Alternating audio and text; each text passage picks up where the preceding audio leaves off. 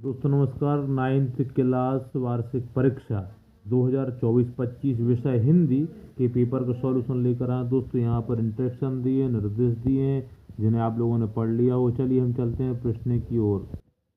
पहला प्रश्न दोस्तों, सही विकल्प का चयन करना है। तो यहाँ पर देखते हैं, पहला प्रश्न है, हिंदी साहित्य का सर्वाधिक लोकप्रिय महाकाव्य है। दोस्तों यहाँ पर चार ऑप्शन है, चार ऑप्शन व नंबर का जो ऑप्शन है रामचरितमानस, ये आपका सही आंसर है।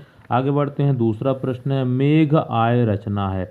यहाँ पर देखेंगे चार ऑप्शन है, महादेव वर्मा, सर्वेश्वर दयाल सक्सेना, सुमित्रा नंदन पंत और राजेश जोशी। इसका सही आंसर सा ऑप्शन है सुमित्रा नंदन पंत। चलिए आगे बढ़ते हैं, तीसरा प्रश्न है, छंद को छंद को पढ़ते समय आने वाला विराम क्या कहलाता? तो आंसर यहाँ पर ऑप्शन नंबर द आपका यति सही है।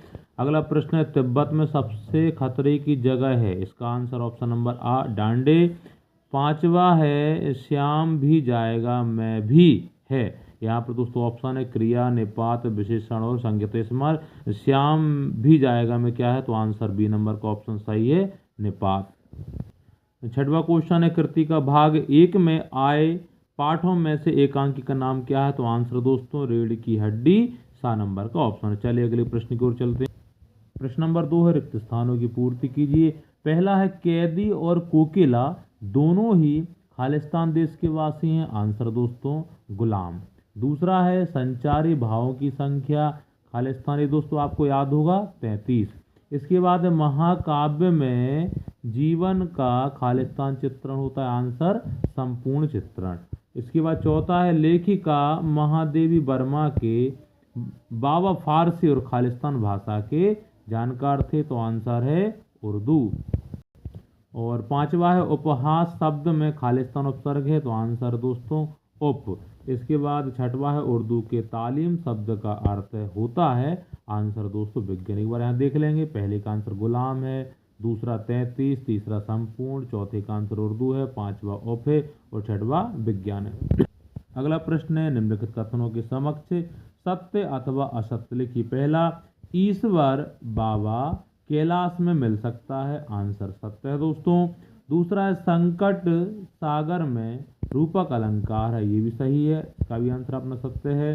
तीसरा है, लड़की की मां मर चुकी थी। आंसर सत्य है।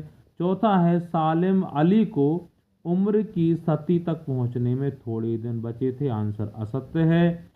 पांचवा है, उत्थान का विलोम उन्नति है। आंसर सत्य है। और छठवा है, राम स्वरूप दकिया नूनी ख्यालातों के थे। आंसर असत्य है। पहला रीचेक कर ले, पहला सत्य, दूसरा भी सत्य, तीसरा सत्य, चौथा असत्य, पांचवा सत्य और छठवा असत्य। आगे बढ़ते हैं सही जोड़ी की ओर। दोस्तों यहाँ पर आपको आ और बा ऑप्शन दिए हैं, तो हम आपको यहाँ पे डायरेक्टली आंसर बताने का प्रयास करते हैं। पहला जो आंसर है, पहले का आंसर है जायसी, दूसरे का आंसर है कबीर के दोहे, तीसरे का आंसर है गधा और चौथे का आंसर है धरा, पांचवे का आंसर है देशज शब्द और छठवे का आंसर है बागल कोट। यहाँ से देख सकते हैं, आयस्तंभ में सूफी संत है, मुक्त काव्य बुद्धिहीन, भूमि, सोफा, लौटा डिबिया, कर्नाटक का छोटा कस्बा। तो यहाँ पर आंसर ये नंबर डाल के लिख दिए हैं, 4, 5, 2, 6, 1, 3। यहाँ से हम मिला लेंगे, जिसके समक्ष जो भी नंबर है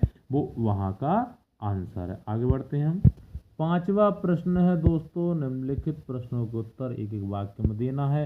पहला प्रश्न है, कवित्री ललग्ध का घर जाने की चाय से क्या तात्पर्य है? आंसर दोस्तों परमात्मा से मिलना और मोक्ष की प्राप्ति करना। दूसरा है, मेघ आय बंठन के पंक्ति में कौन सा अलंकार है? आंसर अनुप्रास अलंकार। यहाँ दोस्तों नंबर डाल के रखें, पहला, दूसरा, तीसरा। तीसरा प्रश्न है, साहित्यिक पुरखे किसे कहा जाता है? आंसर है प्रेमचंद। चौथा है, लोक में प्रचलित उक्ति क्या कहलाती है? सब जानते हैं, आंसर है चौथे नंबर का लोकोक्ति। और यहाँ देखते हैं पांचवा, साक्ष्य पत्रिका के विशेषांक का नाम क्या है? आंसर है नदियों की आग। लास्ट है, लेखिका मृदुला गर्ग की परदादी ने मंदिर में जाकर क्या मन्नत मांगी थी? आंसर दोस्तों पहला, बच्चा लड़की हो। अब यहाँ पर दोस्तों आंसर सभी के दे दिए हैं, नंबर यहाँ पर लिख के रखे हैं। दोस्तों सभी आंसर मिला लेंगे। दोस्तों वीडियो को लाइक और सब्सक्राइब जरूर करें, वीडियो को शेयर करें, सभी पेपर के आंसर आप तक पहुँचाने का प्रयास करेंगे। बहुत बहुत धन्यवाद।